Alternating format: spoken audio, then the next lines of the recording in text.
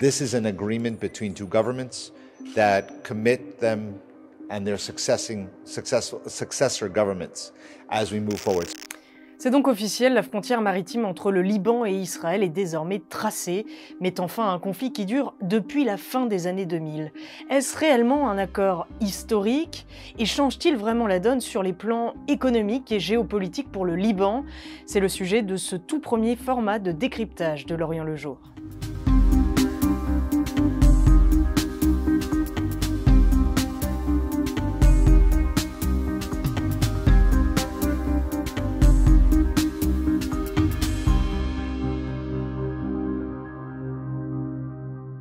Revenons d'abord sur le cœur de cette dispute, une zone de 860 km², potentiellement riche en hydrocarbures, et que les deux pays tentent de se partager depuis des années.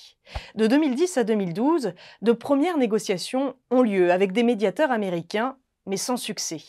Ce n'est qu'en 2020 que ces discussions vont reprendre, et d'emblée, assez mal, car à cette époque, le Liban, sur la base d'un rapport d'un organisme britannique et du droit international, parle finalement d'une frontière plus au sud que celle revendiquée 10 ans plus tôt. Il ne veut plus la ligne 23, mais la ligne 29. Le problème, c'est que cette nouvelle démarcation traverse en fait le champ gazier de Karish. Hors de question pour Israël d'accepter, d'autant que le pays n'est pas signataire des textes internationaux sur le droit de la mer.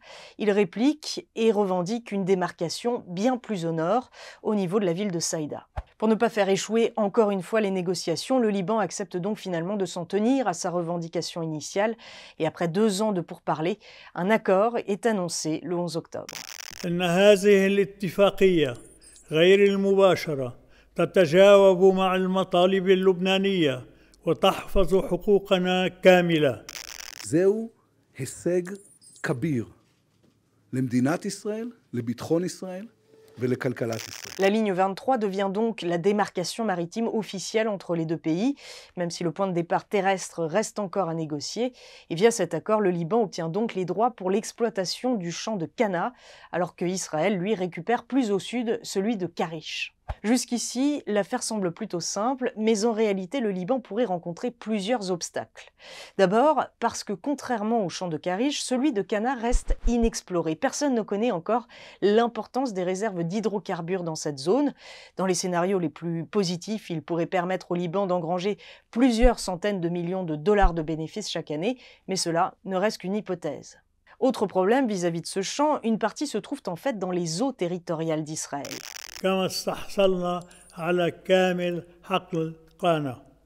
Oui, le Liban a effectivement obtenu tous les droits d'exploitation du champ de Cana, mais en raison de cette partie présente dans l'espace maritime israélien, il devra quand même reverser une contrepartie financière à l'État hébreu. Et cette contrepartie doit encore être discutée entre Israël et l'entreprise en charge de l'exploration, c'est-à-dire aujourd'hui Total Energy.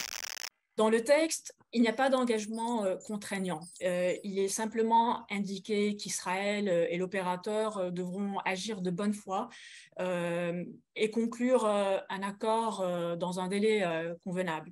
On peut imaginer que les détails de ces négociations ne seront pas finalisés avant le forage ou les forages à Cana. Un champ aux réserves inconnues et à partager avec Israël. Peut-on vraiment parler de cet accord comme une aubaine pour un Liban en grave crise économique? Difficile à dire avant le début du forage, mais une chose est sûre, dans le meilleur des scénarios, les bénéfices ne permettront pas de combler rapidement la dette publique qui s'élève aujourd'hui à près de 100 milliards de dollars. Sans oublier la corruption qui risque de faire disparaître une bonne partie de cette manne financière. Sur le plan géopolitique, en revanche, cet accord change déjà la donne, notamment avec un acteur qui aurait pu bloquer le texte, mais qui ne l'a pas fait cette fois-ci. نحن ما يهمنا هو استخراج النفط والغاز من الحقول اللبنانية. لما قال إنه هيدا مرتبط بالترسيم، طيب. Cet acteur, c'est donc le Hezbollah, à la rhétorique, on le sait, toujours très anti-israélienne.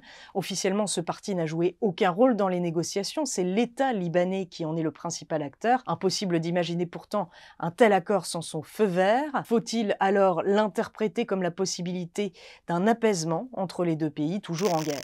L'accord représente certainement une réussite diplomatique et réduit les tensions entre le Liban et Israël. Mais il ne signale pas un changement dans le statut de leur relation. On a remarqué que tout au long du processus de médiation. Un soin particulier a été apporté pour éviter tout semblant de normalisation à la demande du Liban.